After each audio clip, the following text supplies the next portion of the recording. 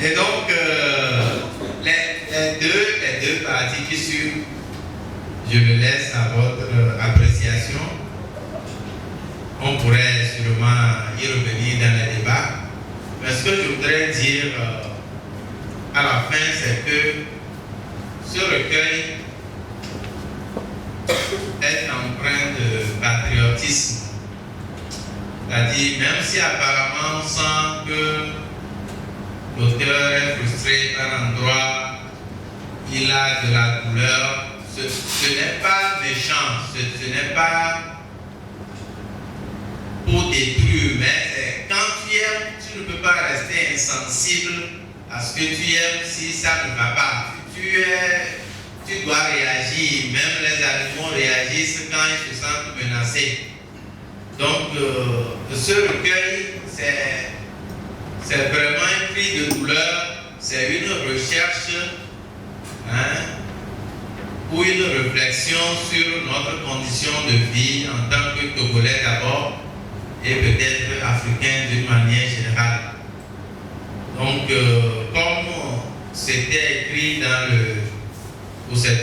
le liminaire du roman Le Tigida du frère Artaud de Sekou Kadangabalo, il était écrit « Je n'écris pas contre, j'écris pour ». C'est la réflexion à laquelle je suis arrivé après avoir fini ce livre. C'est-à-dire, cet auteur n'écrit pas contre, il écrit pour. C'est-à-dire, il n'écrit pas pour déconstruire ce qu'il y a, pour démentir ou peut-être noircir les choses, mais il mène ses réflexions haut, ce qui n'est pas aussi évident. Il y a plusieurs personnes au Togo qui sont normalement des intellectuels, c'est-à-dire des gens qui sont censés mener régulièrement des réflexions sur notre condition de vie. Mais tout le monde ne le fait pas facilement. Entre nous, à deux, à trois, on se dit des choses, mais se prononcer clairement, dire ce qu'on pense sur des sujets, bien que des suicidaires comme le professeur Abedouama et compagnie pour le faire. Donc, déjà, c'est très intéressant. Bon, pour le professeur, je comprends, lui, il se dit, bon, mais moi, je suis encore trop jeune, je n'ai pas encore le même courage. Mais ça ne veut pas dire que moi aussi, je ne réfléchis pas, je ne mène pas mes réflexions tout bas. Donc, cet essai fait remonter un certain nombre de choses que tout le monde pense pas. Une occasion pour nous de repenser encore notre destin commun. Alors, je vais continuer en adressant 3 questions à l'auteur. Je parle comme lecteur. Et après ça, nous allons ouvrir le débat aux autres. La première question, cher Théo, bon, je ne sais pas ce qu'il en est pour les autres, mais moi, je vous connais plus comme romancier. Et donc, qui dit romance, dit fiction. Et je ne vous savais pas ce côté-là. Et brusquement, vous débarquez sur le terrain avec un recueil d'essais. Bon, est-ce à dire qu'à un moment donné, vous dites j'ai assez rêvé, j'ai assez imaginé, et que maintenant il est temps que je remette les pieds sur terre? Comment expliquez-vous le passage? Vous avez changé de bord, vous devenez réaliste, vous devenez un auteur d'essai pour la suite, ou ce n'est qu'un saut pour retourner à votre casquette première, qui est celle de romancier. Oui, bonjour à tout le monde. Merci donc pour cette question, merci pour votre présence. Comment vous dire.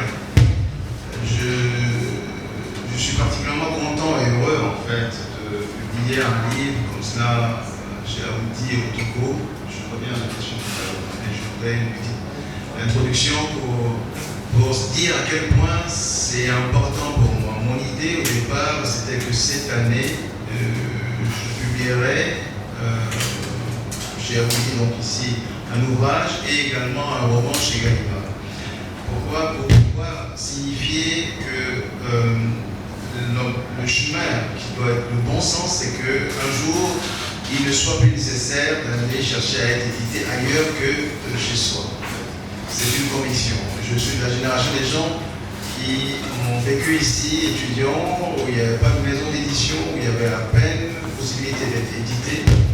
Et depuis que je suis revenu vers moi, j'ai vu qu'il y a des maisons d'édition et sincèrement, je suis admiratif de ce phénomène-là. Et donc, je voulais pouvoir publier quelque chose et pour que ça n'ait pas l'air d'une solution de secours, de fortune. Et je voulais, la même année où je publiais un roman chez Gallimard, publier également ici pour signifier à quel point le choix est un choix de cœur et de conviction. Je ne sais pas si je t'explique bien mon idée. Et donc je suis très content de cet ouvrage que je publie ici. C'est quand même une chose, il n'y a pas de cas, et ce que j'ai dit c'est parce que j'habite en Allemagne et j'ai constaté que les gens ne comprennent pas, et quand je dis les gens, les adultes comme les jeunes, ne comprennent pas qu'on soit écrivain comme nous le sommes, c'est-à-dire offshore, que nous craignons, que nous publions ailleurs que chez nous. Partout dans le monde, les gens écrivent et publient dans leur contexte, dans leur pays, dans leur univers. On est écrivain comme cela d'un pays quand on y est pour lui, parce que c'est de l'industrie aussi, indépendamment du travail intellectuel, c'est de l'industrie et c'est comme si on travaillait pour autrui, gratuitement. Et donc, ça a toujours été pour moi une gêne, l'idée d'être seulement édité ailleurs. Et donc, c'est vraiment important. Important pour moi, ça me plaît beaucoup d'être édité, le livre a été fait, j'ai fait une expérience avec lui. Il n'y a aucune différence entre l'expérience éditoriale que j'ai en France avec celle que j'ai eue avec Aoudi, le même processus, ça a été professionnel et je ne dis pas ça parce qu'il est là, mais je suis vraiment convaincu de ça, je le dis avec conviction. Et j'espère tout simplement qu'un jour viendra où on n'aura plus besoin d'aller chercher ailleurs